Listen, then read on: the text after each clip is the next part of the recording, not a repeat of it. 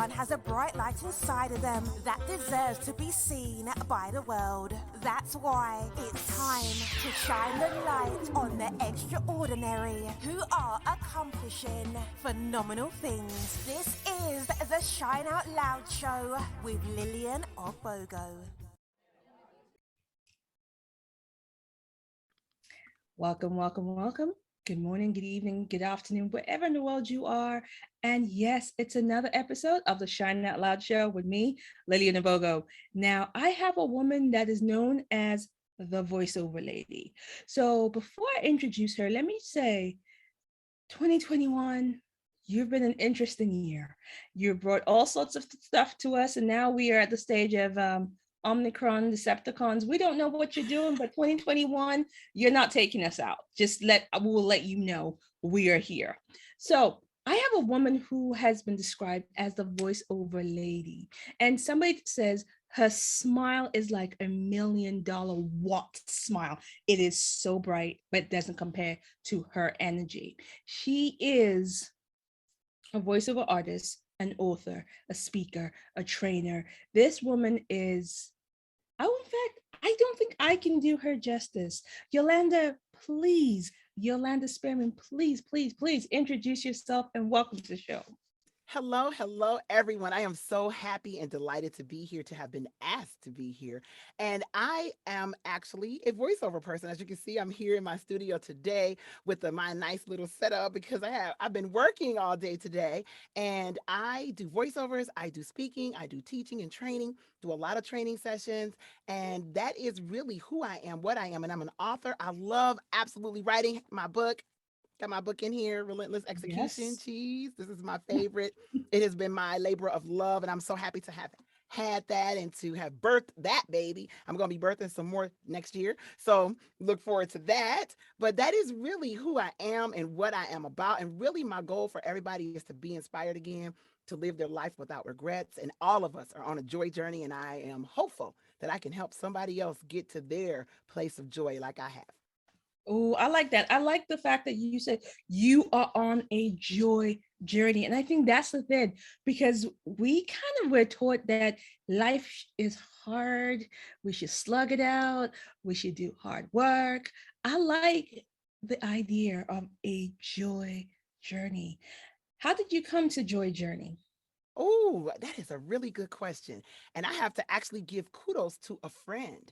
I had a friend who experienced a very tragic incident in her life. And it was some years ago. It was about 6 or 7 years ago. And I was talking to her earlier this year. And she said to me, Yolanda, everything I do this year is about joy. And I was just like, that's an interesting concept. So I would ask her to do a speaking engagement, or I would say, hey, you should do this speaking engagement. She was like, nope, it doesn't bring me joy. And I was just like, really? And she was intentional about everything that she did, was all about, and it was planned. Sometimes it was even rehearsed. She sent me a joy box just a few weeks ago. And she was like, Yolanda, this is a joy box. And there was a perfume in it called Joy. And there were some pajamas. She said, these are my favorite pajamas. I'm sending you those. And I was just like, this is like so amazing. She was like, it's a journey. And we were like, it's a joy journey. And she was like, it's a joy journey. And I got it from her life and from a tragic experience that she was like, I am not going to allow that to rule me and to become who I am. And she said, I'm making it to a transformative experience so that she can actually exude and experience joy throughout her life. You know what? I love that. And I love the joy box, because you know what? I think we need more of that, and we need more friends who are going to send us joy boxes. And there's something so beautiful about that. And send my love to your friend and tell her that has I will be borrowing that line as well. Yes, her name is Marlena. So just in case she sees it, her name is Marlena, and she is fantastic. She used to play for the WNBA, and she used to be a professional basketball player. I won't say WNBA. She used to be a professional basketball player before WNBA was popular. So, and she came up with that on her own, and now I'm using it. I love that. So let's look at everything, because you are multifaceted in what you do. And so prior to becoming the woman you are today, Tell us about your journey that brought you to this point. Ooh, that was a real journey because I started off just like every other young person, young adult. You know, you don't know what you want to do when you are small, right? But I saw my father every day carry a briefcase. So he Right. carried this little briefcase. He wore his little suit jacket and his tie. You know, he was old school. So you know how they button it all the way up to here? They like, Chuck. He was like all the way up there. Yes. So but I admired it. And I loved seeing him carry his little briefcase. And that was one of the things I wanted it for Christmas. I wanted a briefcase. I wanted to be a girl who wore my high heels and I had that power suit on. And I was like, ooh, I'm gonna wear those fancy suits and I'm gonna walk into the room. So it was kind of a dream to be a business person. I was Right. blessed to be able to attend schools that allowed me to actually relish in my vision of myself. So I saw myself as a business lady. I went to school. I went to Cass Technical High School, which you might not know about it at all. But in Detroit, Michigan, it is like the thing. It is like the school. So, Okay. and of course, we're proud of it, like you would be a college. Yes. So, but anyways, I went there. I pursued business. I went to college. I went to graduate school. I pursued business, Yes. and I was able to land a wonderful job in corporate America. I worked for Ford Motor Company, Harley-Davidson. I had fantastic career. Here's the key though, and here's the pivot. The pivot is when you get these places, you don't think about the trappings and the things that come along with it. Yeah. And I have a big personality. It's a shine out loud kind of personality. And those are not the kind of roles and the kind of jobs that like you to shine No. out loud. No, no, no. The one you rather muted and silent. Combo meal. Let's combo Mm. meal that. Mhm. So I Muted was and muted. silent. Both. And they were, so in many instances, I even had people talk about my hair because I change my hair all the time. I saw you change your hair since the last time I saw you too. Yeah. Gorgeous. Okay. Thank you. Thank you. But we change, we are different, we are big. Sometimes I might be a little conservative. I'll have the swagger that I want when I present and how I display who I am. And in some corporate boxes, you know, they have a picture.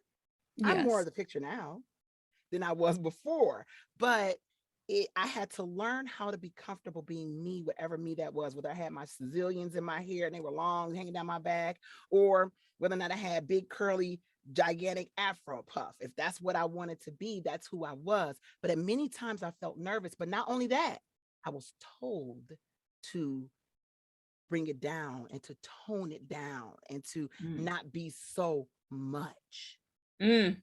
So that led me to that led me to getting comfortable, feeling tired of being suppressed, feeling it wasn't that they did anything mean to me. It's just that I was never able to be me. And Yeah. when you feel like you're locked up and you can't be yourself, you start to disappear and you start to shrink and you start to become less and less and less of the person and the joyous individual that God created you to be. And that is I what am happened. I am nodding and agreeing and I understand and I feel this in my soul. That is how I felt. And I felt so, as you said, muted. I felt invisible. And when I started to feel invisible, my husband would say to me things like, Yolanda, you used to write and you used to, what happened to that voiceover thing? He is the reason that I got back into voiceover because he found an old CD that I did many moons ago in the late 90s. And he was like, Yolanda, this is you. How come you weren't on the microphone? And I was just like, well, you know, you start to believe the person that you have become in this box, right? So now I feel like I'm too much. I'm too big. I'm too black. My voice is too ethnic. I'm too. Yeah. And he was like, nah, this is you. You need to do this. So I listened after a couple years. Let's be real about it. I didn't listen the next day. After a minute, I listened. But I listened because I kept having the same complaints about being in that box. And he Yes. kept trying to take me out the box, but I kept jumping back in.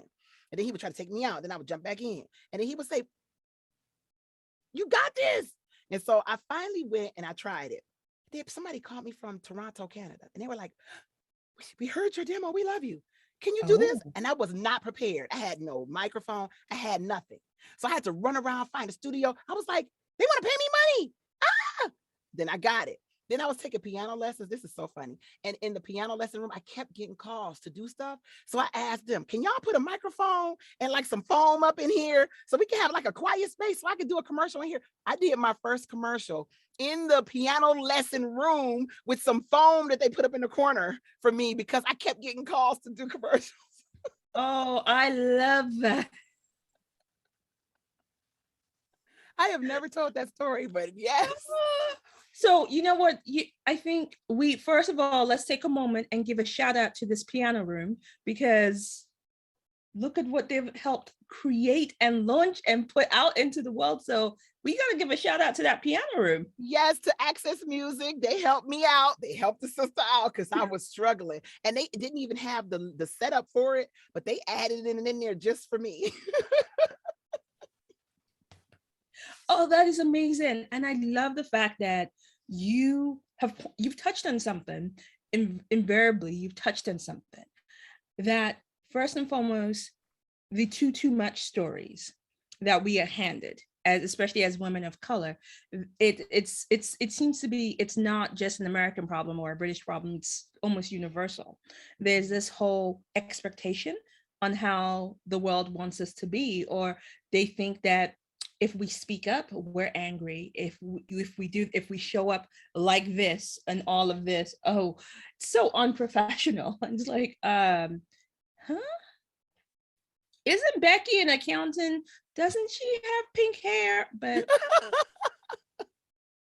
I won't mention that, because, and so there's that point that you've touched on, that too much story.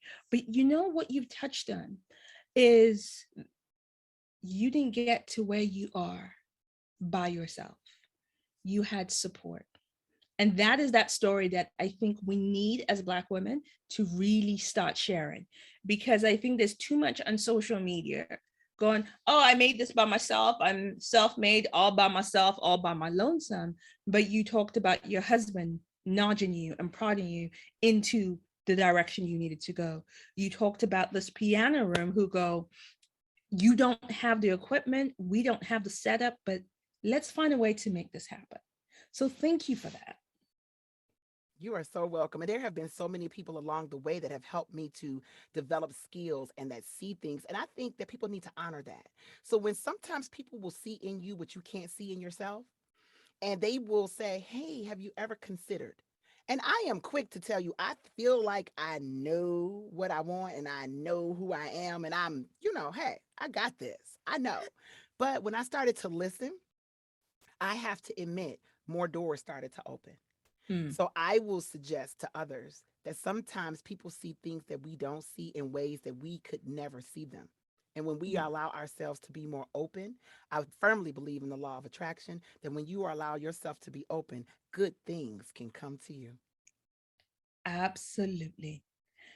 Okay, so let's talk about voiceover, because the voiceover industry, when you think about the voiceover industry, we don't immediately think of women that look like us, and they're very far and few between. So I think of voiceover, and I remember as a kid, well, yesterday, discovering that the voice of Angelica's best friend was Cree Summers, and she is one of the most famous Black female voiceover artist. So my question is for you, as a voiceover artist, as a woman of color in that industry, can anyone become a voiceover artist, or do you need to have a unique quality to your voice?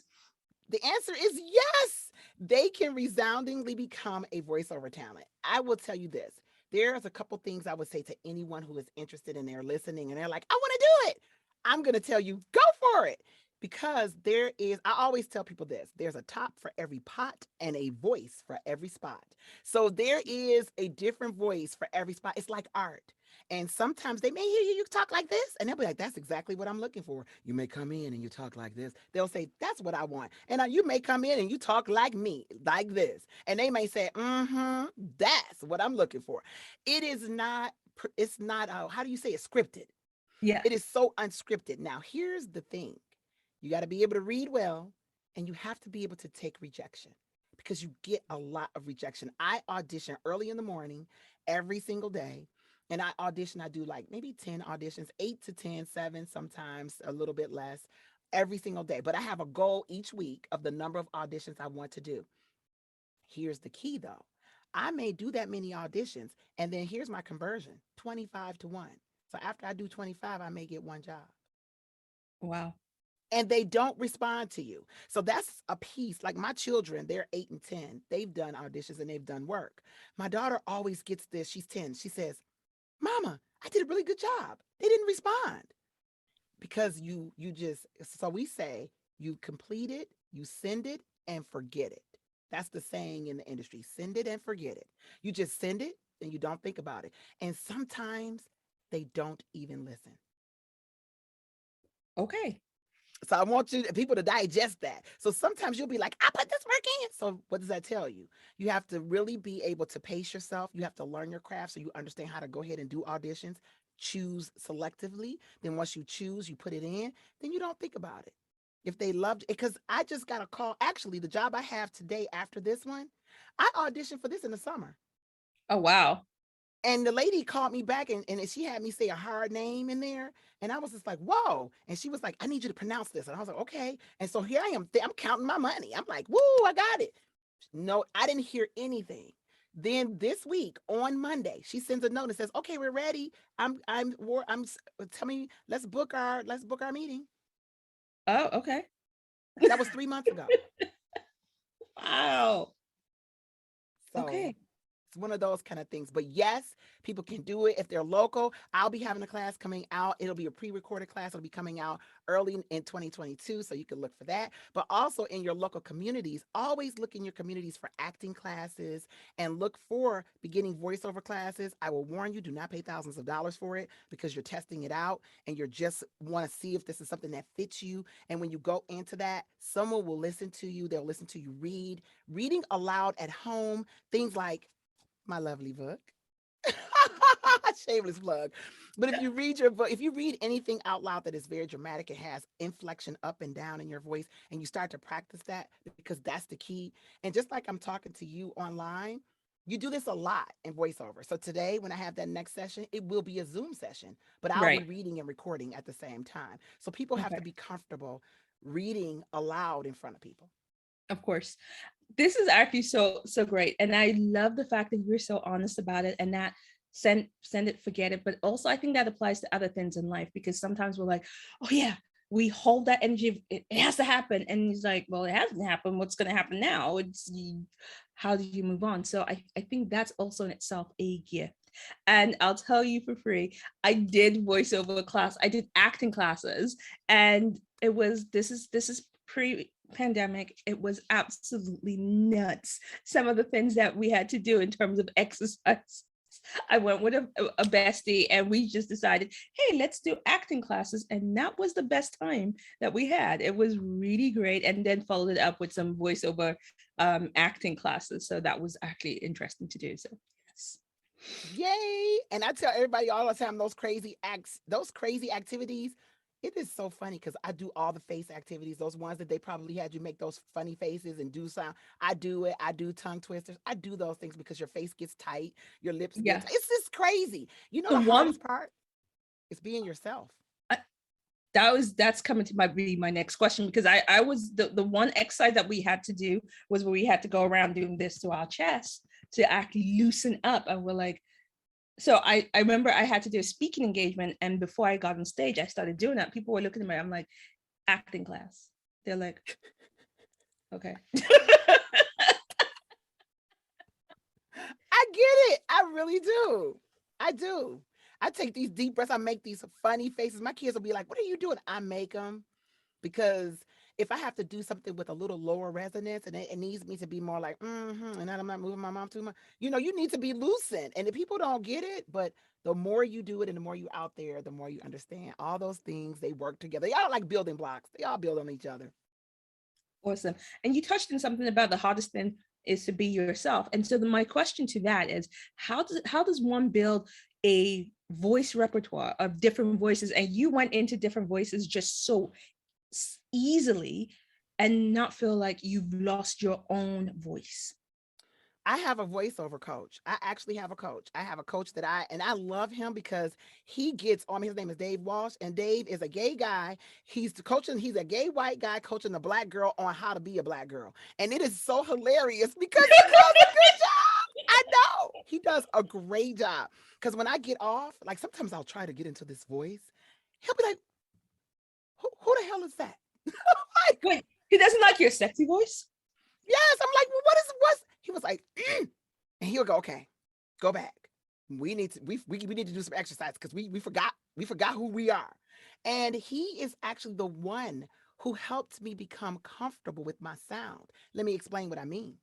Because when you listen to a radio and you hear a radio personality, often we hear the radio personalities that sound like this. We don't hear the radio person, we don't hear that as the radio personality, right? Unless it's the comedian or unless it's that other person that they've brought in, but not the person who's hosting, right? Of So course not. often I was nervous to be like, hey, because I make noises, y'all. I make noise. Like I was in a session the other day, and when I'm reading something long, which is called long form, when it takes longer than maybe 2 or 3 minutes. So when I'm doing something that's 30 minutes, if I make a mistake, I go boop, just because it makes a little spike on my screen so I can figure out where I made the mistake and I can go back, cut it out really easily. Well, here I am, people on the screen just like this. And we're going through, I'm reading, boop, oh, gotta go back, boop. And I'm just doing it. And then the people were like, I don't see them when I'm reading because my screen is covered up.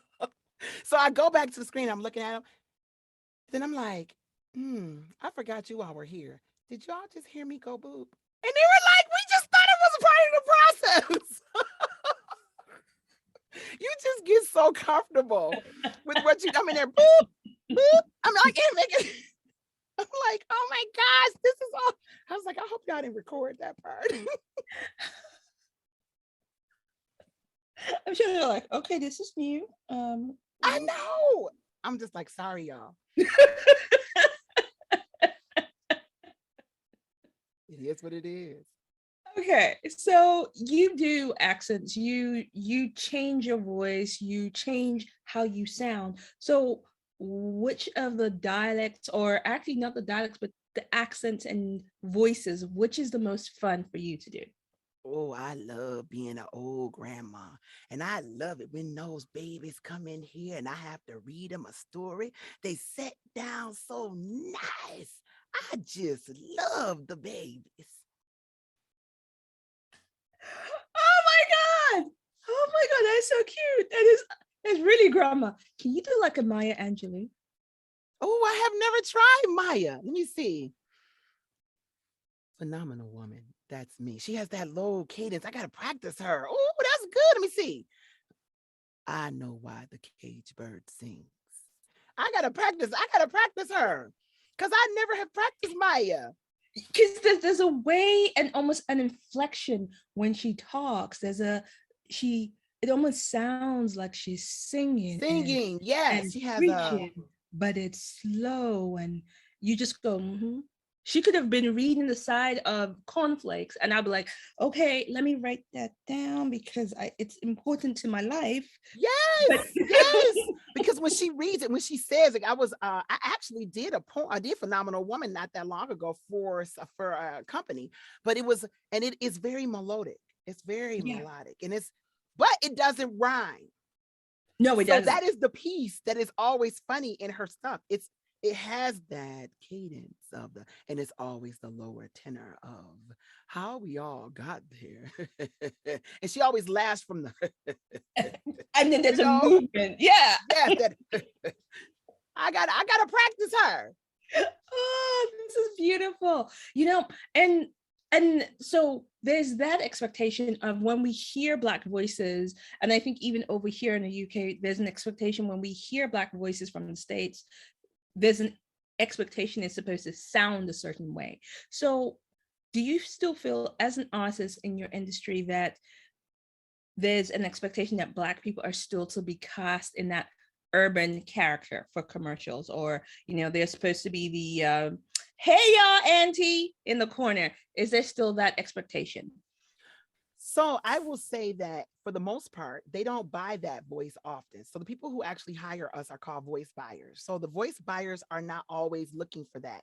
Normally it's based on the writer of the script. So the writer of the script, just like if you, when you put your show together, I'm sure you have a tonality, an energy, something that you're looking for. When you begin to ask your questions, you start saying, I want it to kind of go like this, or I want it to kind of go like this. They Yes. have the same thing. I have the wonderful opportunity of being able to be a person who works with many writers when I'm doing voiceovers.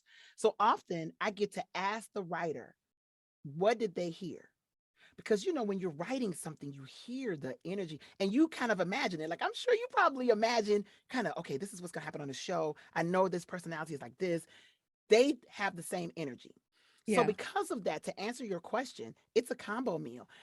I want to always say that, and I really want people to be clear, it, it's art.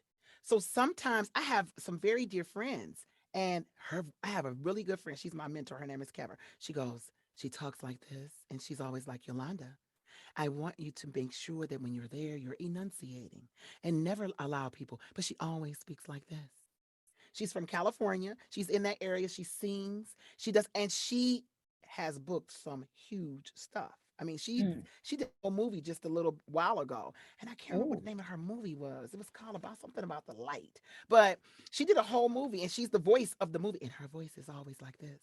But they don't expect her to sound like "Hey," but I sound like "Hey." That's who I am. I'm that voice.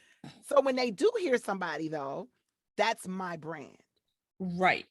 So I don't have a problem. If they say we need Black Girl Magic, I'm like, what's up? Hi. Love it.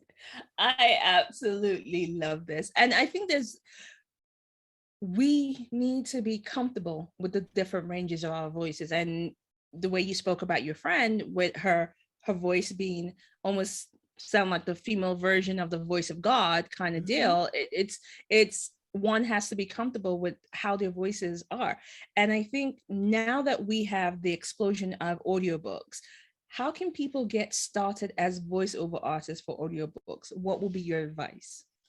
So for audiobooks is a very different beast. And you would go to a place to help you begin is someplace like acx.com, the letter A, the letter C, the letter X.com. It's how we all listen to books through Audible. Right. So if you've ever listened to a book through Audible, ACX is the way you go to record those books, and they post their projects there, and you can audition for their projects. It Okay. and it has a in there. It actually says it actually has a step 1, 2, 3. So it'll say if you're a beginner and you want to produce it, do this. If you want to read it yourself, do this. If you're an author and you want to do it, do this. So it kind of walks you through and has videos. So you can actually Right. watch the videos, and then they will actually put up auditions. So you'll put up a profile and you'll put a clip of yourself reading. I did a clip of myself reading it's just a really short story. You can read any short story, a paragraph. And if they like the tonality, they like the way you're able to shift from character to character, then the person will say, hey, now the thing to be mindful of is they're going to offer to pay you two ways. One is going to be per finished hour. The other one is going to be royalty. Right. People will say, I want royalties. Not if her name is Jane Doe and no one has ever heard of her because she may only sell 2 books. And if you're getting paid off royalties, you're going Mm. to get paid from 2 books. So that might be what? $20. That's it. Okay. But Good so to you know. want to be mindful of things like that. So you want to, when you get on that site, they will tell you the basics, but you want to read it. This is a business you want. I think any business is a business where you want to be a student of the industry and you really want to do your research. You want to read up on it. There are tons and tons and tons of places and resources to be found. But ACX is a really good place to go for a beginner who especially wants to read audiobooks because there's thousands and they're looking for voices. Awesome. So thank you for that. So ACX, I will actually check that out and I'll make sure it's in the show notes as well so that people will go and take a look. So ACX.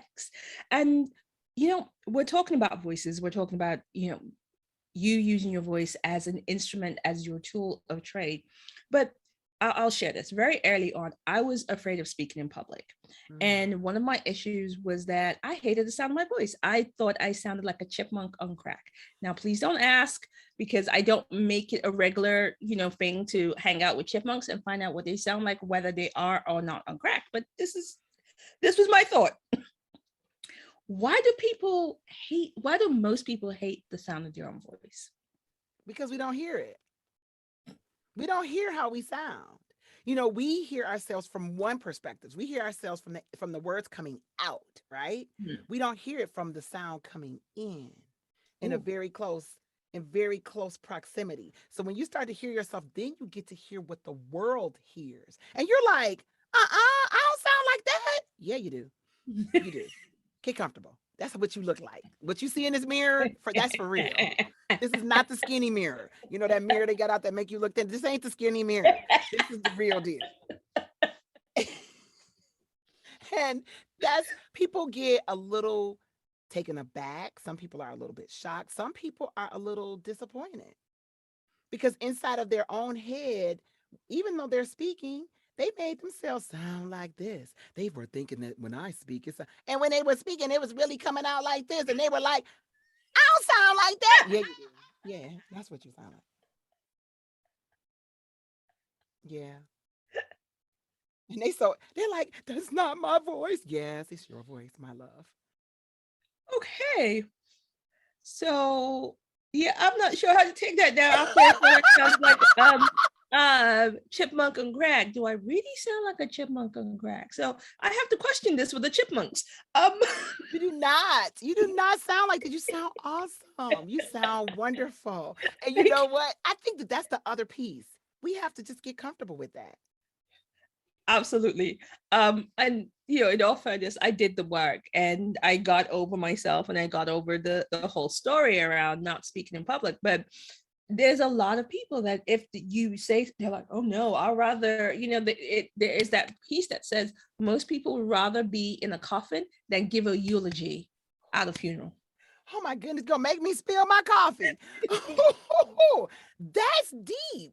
I have not heard that one before, but that is very deep. And as a person who enjoys speaking, it is very difficult for me to identify with that because I have always enjoyed speaking. I do get nervous. I get terrified. Sometimes I even feel like I'm going to barf, but I love it. It's kind of like that thrill of riding a roller coaster. You're like, then when you go down, you're like, oh, let's do it again. I feel exactly the same way. So, you know what? Yolanda, I have to say, having you on the show is so awesome because I love your honesty. You're like, I get terrified. And let's put this in context. How many years have you been a professional voiceover artist and international speaker? So, dang it, I haven't been asked that question. So I started speaking back. So, okay, let me just say, I think it is about I don't want to tell because then they're gonna know how old I am. So I'll say it's over 20 years. It's around 27. Okay. So let's put it in the ballpark of over 20 years. You've been speaking for over 20 years and you just said you still get nervous, you still get scared, you still sometimes feel terrified, and you do it anyway. And I think, again, that's that part that sometimes we are missing because I go back to social media because we're all on social media, whether we love it, loathe it, or we're in between. And we see these things and a lot of people are going, I want to do it, but that can't be me because they look so comfortable. I've even had people go, oh, I've seen you speak and you look so like you make it effortless. I'm like, I know, but it's not because I've been practicing. And I've also been, doing my other things to stop me from being terrified because I know what to do. It's that piece that I think we need to have more of those honest discussions about having and saying, yeah, we are afraid, or yes, I am afraid, but I do it anyway. Yes, definitely. So thank you for sharing that. And we have to also do things to help ourselves. So like I stood in the mirror before this call. I stood in there, I looked at myself. I was like, do I have lipstick on my teeth? Oh, shoot. Let me make sure I read this again. Before we got on the call, I was reading pieces of my book out loud. I was like, okay, let me just make sure my voice sounds the way I want it to sound. We do things that help. We found ways to cope and to help us get into our space. I think if people find their zone of genius, where they can actually get into that moment and then into that energy, then it's kind of like getting ready to dive off a diving board or getting ready to jump into the water. Or let's say this, you know how the water is super cold and you put your feet in and you like, oh, I can't do another step. And they're like, just jump in. And then finally you do it and you're like, oh, it's not that cold. Yeah, it's not that bad. Yeah, that's how it is. And that's the truth, and I think that's the whole thing for life. And so we are keeping on voiceovers just for a bit more, and I will ask, as a speaker, when you see others speaking, especially those who are new to the industry, what are most people doing wrong when presenting, public speaking, or just even being on the mic for a podcast? What is it that they're doing wrong, and what could they do better? So I would say this. I would say this is an issue that all of us struggle with, and that's getting to the point. It is so hard because we get into our stories. Heck, I didn't took you down a rabbit hole twice today and had to say, okay, and my point is. So I actually have that as a sentence for myself that I have had to memorize over the years. And your point is. So I used to have a friend who always would say, and your point is. And I used to put people in the audience.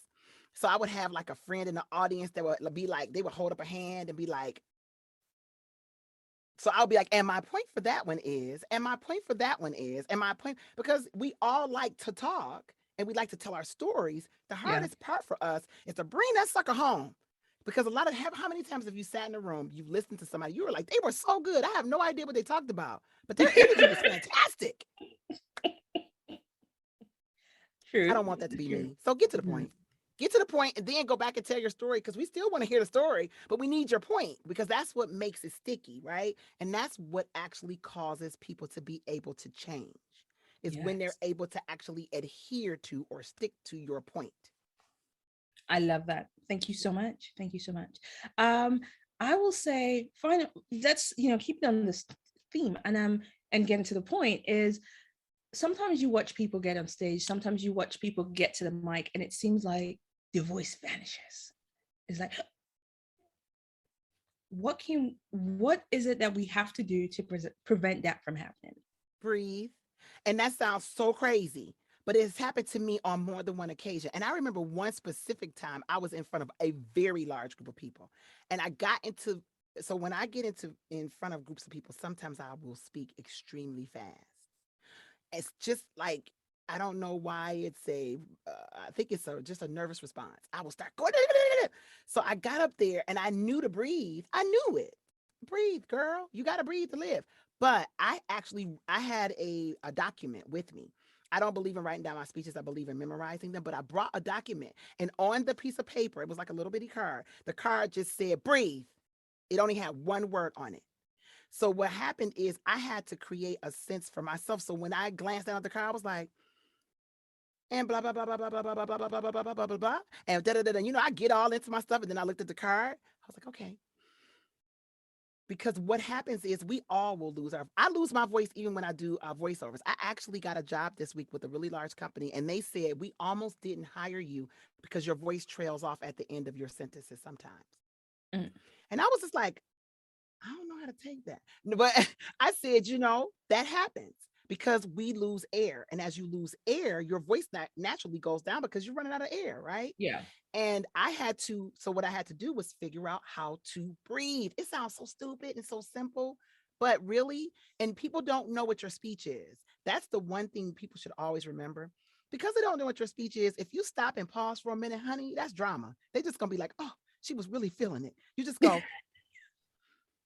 and then you just take a deep breath. They're just going to feel like, oh, she got into it. I love that. The drama. I like that. All right. So as part of as your voice is your instrument, how do you protect it? Ooh, you need to drink a lot of water. A lot of water, more than, and a lot of water. A lot of water. And I'm gonna tell you, if you don't, you will actually have things happen. So for instance, for me, I have actually had days where I've had to record because it takes a minute for your body to be hydrated, right? It doesn't just get hydrated as soon as you drink the water. So you drink it Mm. and it's ready. No, that's not what happens. You drink it hours, even a day before, and now it's ready. And your vocal cords kind of hit together like this and they flutter. They will only flutter if they're moist.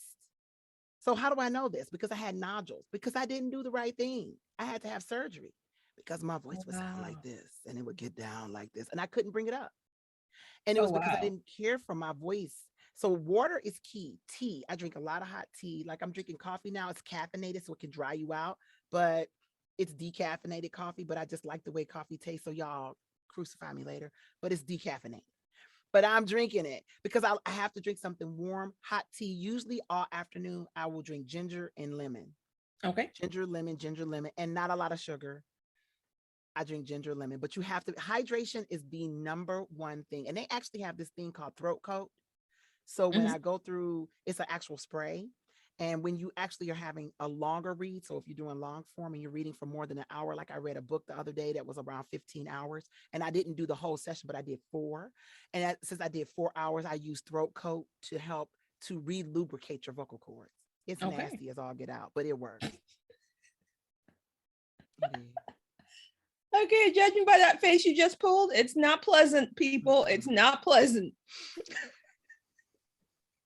It is not, but it works. Okay, so in your recent Clubhouse chat that you did about the key to success being focused, and I did say we're going to segue away from the voiceovers. How do we reclaim our focus in a distracted world? Because there's so much coming at us. There is. There is. So, really, in order to reclaim our focus, I actually just had a session just a little bit ago with one of my voiceover colleagues, and she and I were sitting down to actually refocus. And we were actually talking about our goals. I will say an accountability partner, having someone to help you maintain accountability. Number two, I would say this: write it down. Writing makes it real. I'd say that in every session I ever do. When you write it, it becomes real. Until then, it's just a wish and it's just a hope, and hope is not a what plan. So because Mm. we know hope is not a plan, you got to make it one in a world where things are constantly occurring. And then you have to calm yourself. So what does that mean? So when you calm yourself, you actually have to take a moment to allow your mind to settle and to refocus. So for me, I'm an avid reader. I love to read. I like to listen to books. I like to have my space and my time. But that means that you need to quiet yourself, your mind, and your focus. So what does that mean? That means like even since I've been sitting here, my phone blinked. I wanted to pick it up. Oh, it blinked. You have to actually take a moment to step back from those things. And then when you Mhm. quiet yourself, it is amazing. People will tell you in the shower, they get more revelations, new ideas, and new businesses than ever before. It's not because of the shower, it's because the shower forces us to quiet ourselves and to separate. And what you said, unplug from all that stuff. I always suggest to people to plug into nature. For me, I'm a gardener during the summer. I love to play in the dirt. I crawl around in the dirt and I squeeze and I plant and I just watch things nurture and grow. But I believe in forest bathing and in plugging into nature because I Mm. believe you can be recharged and refocused by doing that. And then that is what will lead you to your accountability partner who will help you with all those dreams and visions that you saw. Then she's going to tell you, don't go back and write that down because you didn't tell me a whole bunch of stuff, but ain't nothing on paper. So it's not real yet because writing it makes it real. And then when you quiet yourself, that's when you're going to get right back into that cycle again. And you're going to have those visions. You're going to see so much. Mm. Okay, I love this. And you did say forest bathing, right? I did say forest bathing. Okay. Now I know what it is.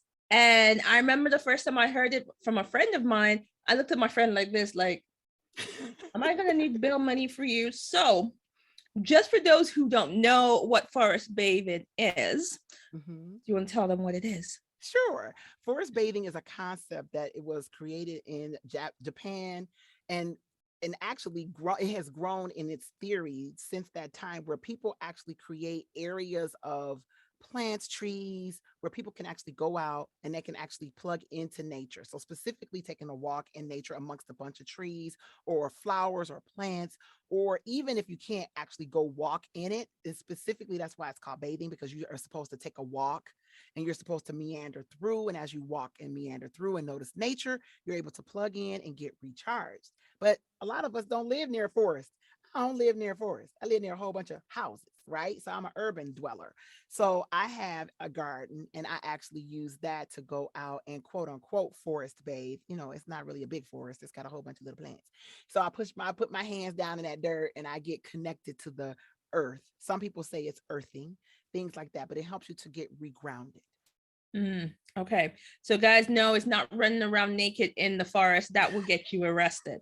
Just so you know, don't come back and say, Lillian, Yolanda said forest bathing and now I need bail money. Yolanda doesn't have bail money for you. It's not that kind of bathing. Oh, You're God. just walking around. Keep your clothes on. Yes, keep your clothes off, please. So, we mentioned at the very beginning that you are an author and you have graciously showed us the book, Relentless Execution. So tell us, how does this book come about? In fact, before you tell us about how Relentless Execution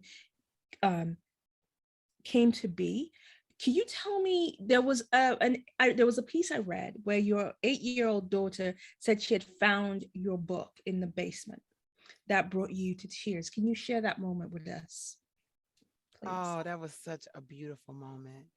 So in my basement, I have a bookcase because I'm an avid reader, right? So I save certain books that I want my children to grow up and read. So on that bookcase, I forgot that I put on my journal. So as a child, I journaled quite a bit. And I was a dreamer and I sketched and I drew art and I would draw pictures of the things that I wanted to do. And I wanted to do so much back then. I mean, the world was my oyster. I was going to do it.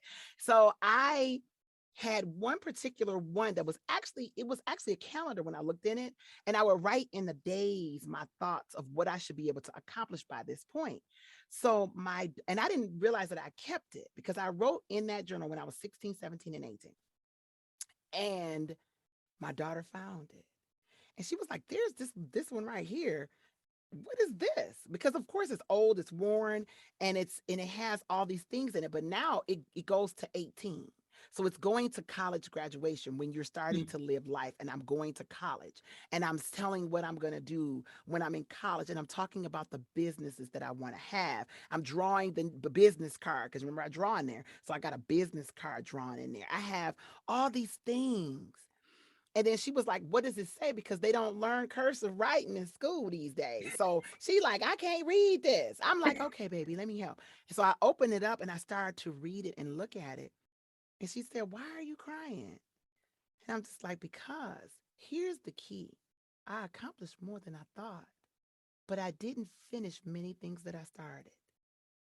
And for me, that pushed me over the edge to finish this book, because it was one of the many things that I had started a long time ago, but I didn't finish. And when I look back, because it said I was going to be an author in the journal, you're going to write books, and it has titles of books in there. And I was just like, I said I was going to do this, and I've been working on several, and I never finished one. Let's start with one. So that is why that moment was so crucial to me, because it allowed me to see, number one, that I had made more progress than I thought. And number two, remember I said writing it makes it real? Yes. I wrote it. And when I wrote it, I was able to go back. And she found it. I didn't. And now I'm able to hold on to those things. And some things I forgot about, I was like, I should still do that. It was real. It became real because I wrote it. Yes. I am a firm believer in writing it down. And that, when I read that, I felt that. I felt it for your 8-year-old self. I felt it for your daughter. I felt it for you.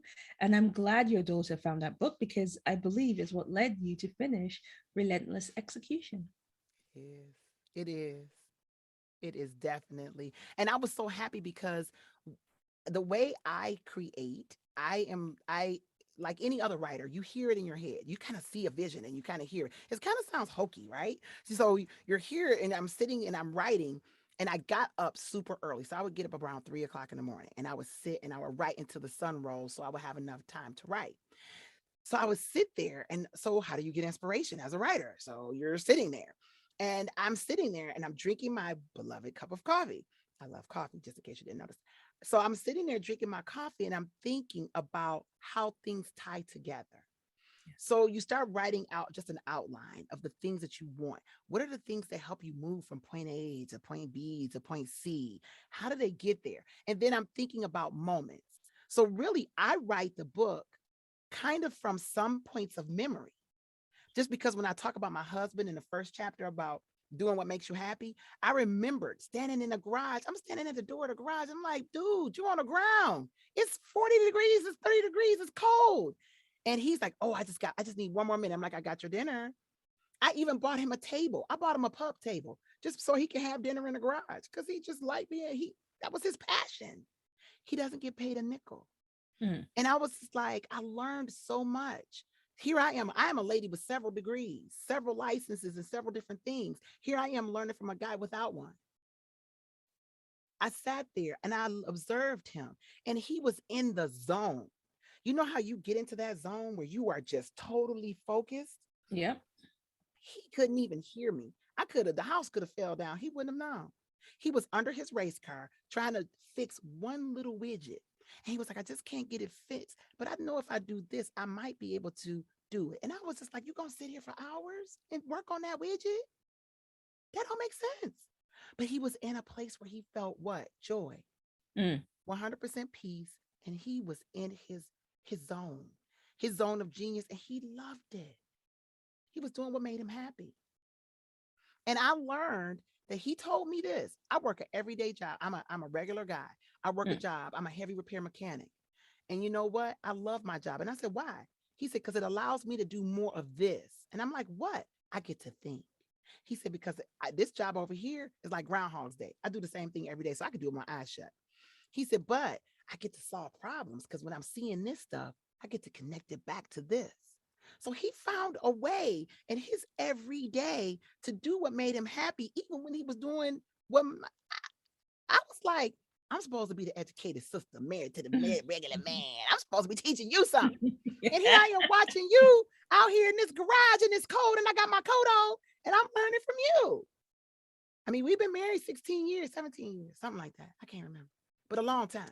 And I'm still able to learn and to understand that really life is not as complicated as we make it.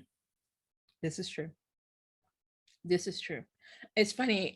You talk about life being that we complicate stuff. Someone sent me a message this morning and it's a meme and they were talking about how, yes, that life is hard. And I'm like, no, life isn't hard. We make it hard.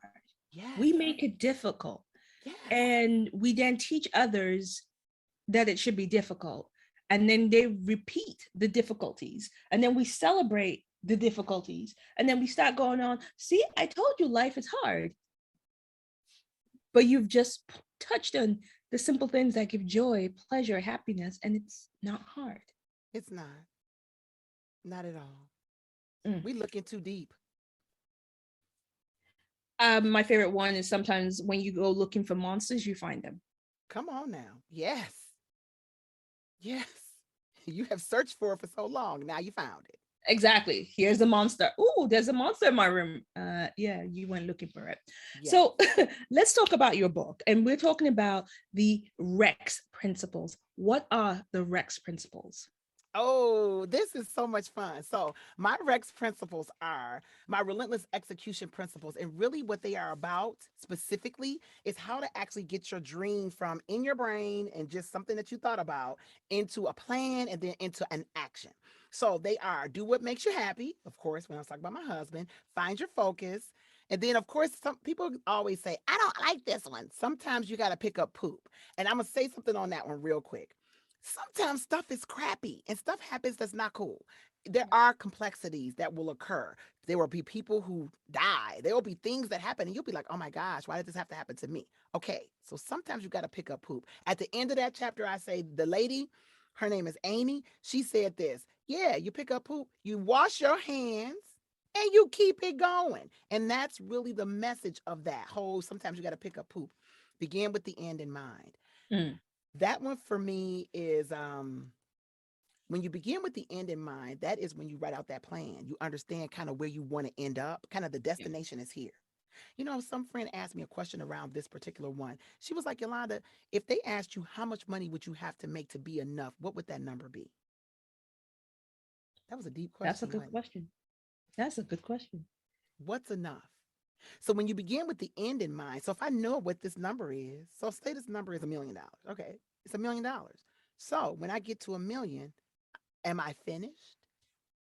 I don't know that answer, but you No. begin with the end in mind. So that's something for people to think about.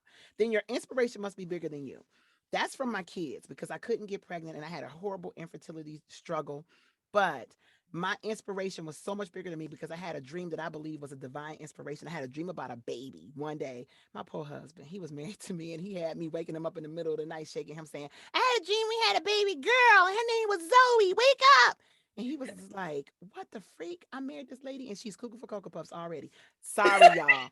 It happened. People ask me all the time, did it happen? Yes. Was it real? Yes. Did my doctor think I was crazy? Yes. But she still supported me, Dr. Kaplan. She still is my girl. I love her to this day. I saw her a couple weeks ago. She was like, yeah, I remember when you told me you had a dream you had a baby named Zoe. I thought you were crazy. She did.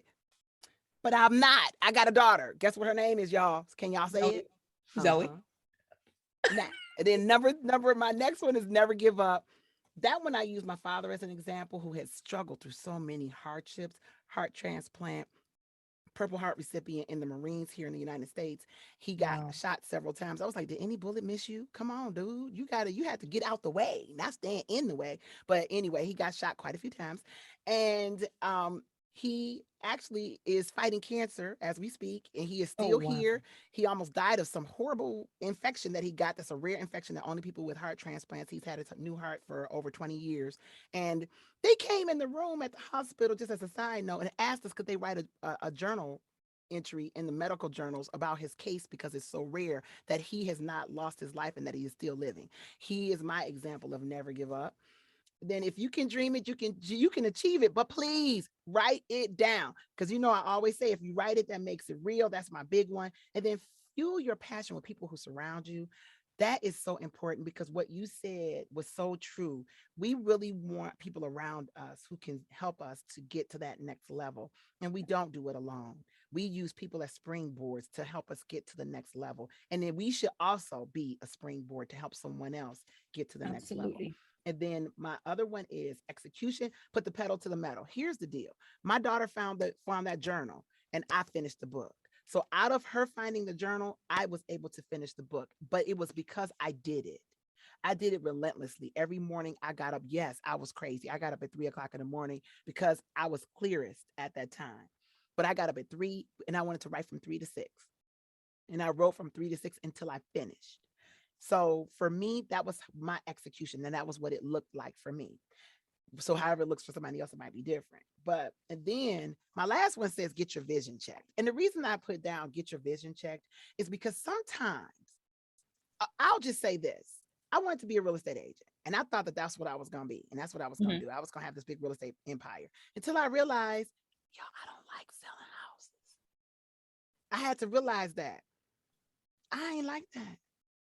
So, that was my vision of myself. Remember the girl Right. here in the briefcase? She was gonna be in front of all these people, and I was gonna have my thing. Then I thought I was gonna be this CEO lady. Remember, I thought I was gonna be that, but then they had to be in meetings all the time. I don't like being in meetings all the time. I was like, when is this meeting over? Can y'all get to the point? So maybe I need to readjust. Maybe I need a different pair of glasses that can Mm. focus them suckers in a little bit. Then, I mean, you may think that you're gonna do other things. You might think you're gonna be a singer, but if you can't hold a note, come on now, let's come on, come on, readjust with me, Yes. readjust. Yes. So it's not bad, but that's why we need a team that can support us and that can help us understand. Oh, that's a good thing that you do, but that's not your strength. But your strength is over here. They telling you in a nice way. Come on now. Let's readjust that vision. Let's get that vision checked a little Like you can't carry a note if it was the last thing you do. bit. Come on Let's now. do something else. Yes.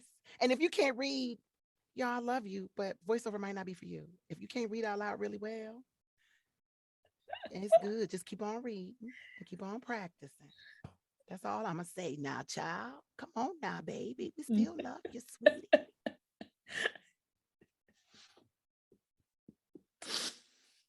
Stick to your strengths and allow yourself to be guided. Amen. I like sister. this. Yes. I like this. So, you know, the book is really, it's a quick read and easy digest. And for me, I loved the input of the different stories, and it brought it home, and it landed the book in such a really easy way. And I think there are things that we need to remember. And I think the book does that so well, because I will say, and this is the thing, there is nothing new under the sun. And sometimes you just need someone to present it in a way that it will stick in the back of your brain. Mm-hmm. And this book does that job quite beautifully. So it's something that I think everybody should have in their home. They should just read it. They shouldn't be on the shelf. It should be right. Yes, yes, yes. Please get it. It's on Amazon and leave a review. Let me know how you Yes. liked it. Yes, I think they should. And so, you know, I'm just looking, we have a couple more questions. And at the end of the book, you give some suggested titles for your readers. What resonated with these books that caused you to share them? Well, specifically, I read all of these books. So all the books that are at the end are books that I read. So remember I mentioned earlier that I'm an avid reader. I read them Yeah. all. But I have to actually go. I'm going to go to my list because there's a couple in there that I read more than once. So as a man thinketh, I read more than once. And the reason I read it more than once, and every now and again I pick it back up, is because it's constantly talking about reprogramming yourself to keep Mhm. yourself with a positive mindset. That to me is crucial because you're going to come up with difficulties. You're going to have some challenges. Did I put the E-Myth in here? I should have put the E-Myth in here because I read it about 10 times. The That's an E-Myth is incredible so book. good. And the reason that the E-Myth was so good is because we have this vision of what being an entrepreneur is going to be and how it's going to work out. And the E-Myth is very eye-opening. It's what I would say on that one. And then Yes. everything is figure outable. That was kind of a funny read. I enjoyed it, but it was really fun and enjoyable. And then Make Your Bed. Make Your Bed is the last one I'll talk about. And the reason I liked it because of the stories in it, but I also liked it because of the implication of what the stories told. Like Mm. there's a story in there where he talks about he was becoming a SEAL, and they would make them become a sugar cookie if they couldn't get to a certain if they couldn't swim around this little island out Right. in San Diego. And if they couldn't swim around that little island within a certain amount of time and they came in last, then he was like, okay, soldier, you're going to have to be a sugar cookie. And what a sugar cookie was, is they had to cover themselves in sand and roll around in sand until every part of their body was covered in sand, every crevice. And then they had to come out and then they had to say, how you doing, sir? And he would be, I'm great. And then how do you feel? I feel great, sir. And then he was like, you feel great. I mean, and what he talked about was the fact that he had to overcome, and then he had to go about the rest of his day with sand in every crevice of his body from rolling around in the sand. I can't even imagine that. But what he learned was the discipline. And he learned that although he had to go through something, he could still succeed and he could still keep moving forward no matter what the situation was. And he could go forward and he could do it. Many people broke, but he didn't. And Mm. he talked about how he started off and he would be the person who had to be the sugar cookie with his partner because they were last, but they were getting stronger. And Yeah. then at the end, he ended up coming in before the other guys did because they had to work harder. They had to work stronger. And that's why you begin with that end in mind. You know you Mm. need to be first. Sometimes you might have to roll around in the sand and have some drama happen to you. You might have to be a sugar cookie. But then at the end, you can win. But that one was from the book Make Your Bed. It was really good. I actually have a copy of that book. I am going to make time to finish reading that. It was good. It was good. So, Okay. I was going to say thank you so much for that, because these are some incredible books, and I'm going to put that in the show notes as well. The one thing I want to ask, with everything you do, wife, mother, author, voiceover artist, speaker, trainer, what are your current self-care practices? How do you take care of you? So I get massages regularly. I go to the spa. Oh, I'm woman sorry, after y'all. my own I'm heart. not gonna even tell y'all nothing crazy. I go to the spa. I take time out with my daughter. We go get our nails done. We take time out. I really do take time out to vacation. And usually I call my voiceover manager and I tell her I'm on vacation. She's like, what kind of vacation is this? Meaning, are you still gonna be doing auditions? I'm like, nope. This is a vacation. I'm gonna get in the pool and I'm gonna lay down. So I take time to recharge, to separate. And then each week, so we get auditions all the time. So, and when you Right. have an agent, you have a manager, they will constantly send you things. So what I do and what they know is on the weekends, unless it's something super, super urgent, don't call me. On Saturday, don't call me on Sunday. And on Saturday and Sunday, I don't come to the basement. I do not come down into my room. I do not record anything at all.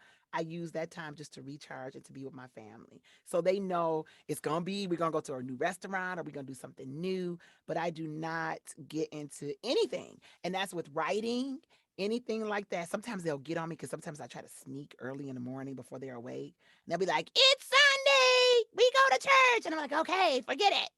Mm. Darn it. That's what I do. Okay. All right. I absolutely love that. And my last question, who would be your dream performer for the audiobook of your autobiography? Oh, who would be the dream performer of my book? Yes, your One autobiography. person? Yes. Yes. Just one? I know, difficult. Oh, man. I would probably pick a person who was less known because I would want to let a person shine that has never shined before and let somebody Ooh. new read my book. So I would want to pick a personality that I think is a rising star, is what I Oh, would do. I love that. I love that. That is nice. That is beautiful. Yolanda Spearman, I cannot thank you enough for being on the show. And it's been an honor and a pleasure. And for everyone, please go out and get a copy of this book, Relentless Execution, because you need it. You need that sticky reminder back of here to remind you to do those things that will take you from planning here, put your plan on paper, and execute it flawlessly. So, to my incredible guests, thank you for being on the show. Thank you so much for having me. It has been absolutely my pleasure and the pleasure of meeting you both. I hope to see you all again soon, and I hope to see the recording because I would love to see it as well. Awesome, awesome. And before I let you go, because I've just remembered I didn't ask the one important question, how can people find you? They can find me all over social media under my name, Yolanda Spearman. I am everywhere, Yolanda Spearman. I have my Facebook page is Yolanda Spearman. If you want to tweet me at what? Yolanda Please. Spearman. And if you happen to want to go to my voiceover website just to kind of see exactly what is she talking about, go to yolandavo.com. That's Yolanda, V and a O.com. And you All can right. see me there. You can even connect with me there as well. Thanks so much. And I hope to hear from you all soon. Awesome, guys. All of that's going to be in the show notes. So, and if you have loved the show, you know what to do. Give us a like, go on to YouTube, all the good places, give us a review. You know what to do. And we will be coming back with another incredible guest. But please go connect with Yolanda, find out, let her tell you how to keep that focus, how to get that calm, how to relentlessly execute. But most importantly, connect with her, because especially if you are a budding voiceover artist, you want to be part of her course in 2022. It's around the corner, folks. Don't say I didn't tell you. So do all of that, and I'll see you same place, same time. And it's a wrap. Bye.